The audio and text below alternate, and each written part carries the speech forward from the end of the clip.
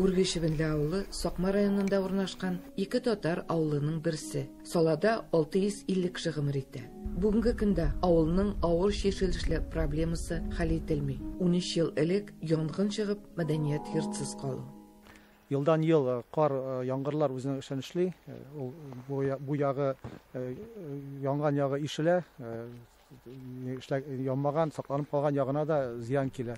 Biz o işlerini tizden işlemezsek, remont işlerini başlamasak, bütünley medeniyet yurtımız saklanıp yanıdan saklanıp kalan yağı da yapılarga mümkün.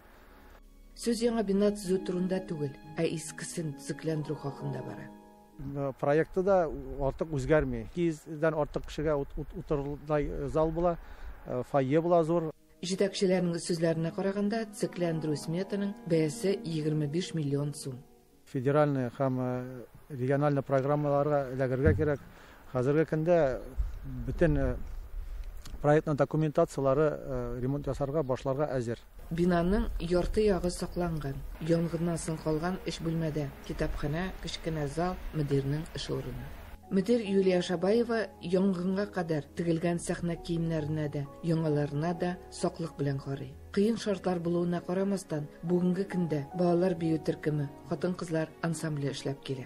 Үрнәк тә бар. Мәдәният йортсыз калганга кадәр коллектив табит халык исемен йөрткән.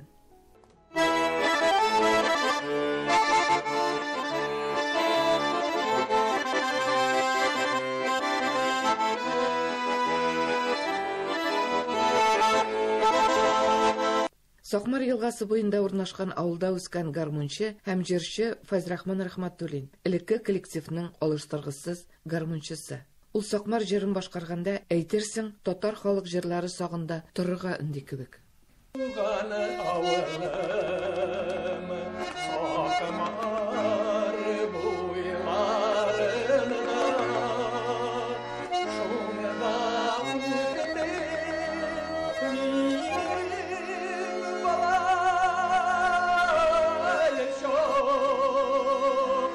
Şoşu bələkəy günə iş bölmədə үзебезчә югала күрмәсен халык җырлары, халык моңнары дип тырышабыз инде. Бүлмәләр бәләкәй, кыш көнне җылы җитешми.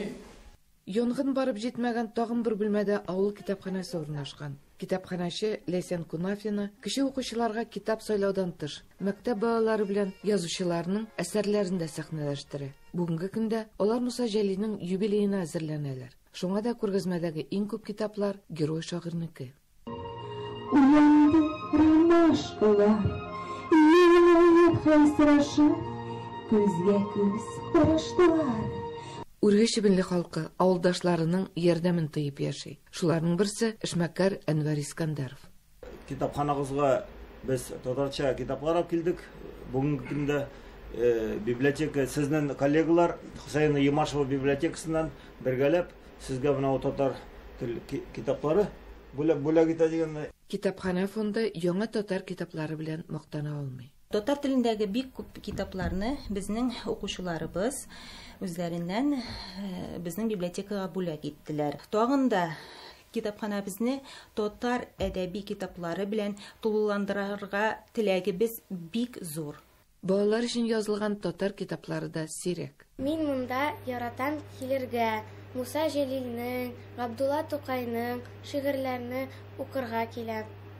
Бүгенге көндә мәдәният йортын төзекләндерү өчен зур чыгымнар кирәк. Төзелерме ул, юкмы? Төзелсә кайчан булыр? Әлегә бу сорауларга төгәл генә җавап юк. Ләкин бернигә карамастан, Үргешебенле татарлары үз халкының гырыф-гадәтләрен саклап яшәргә тырыша. Аларга бу эштә саллы ярдәм күрсәтүчеләр булса, 13 елга сузылган проблема хәл ителер иде.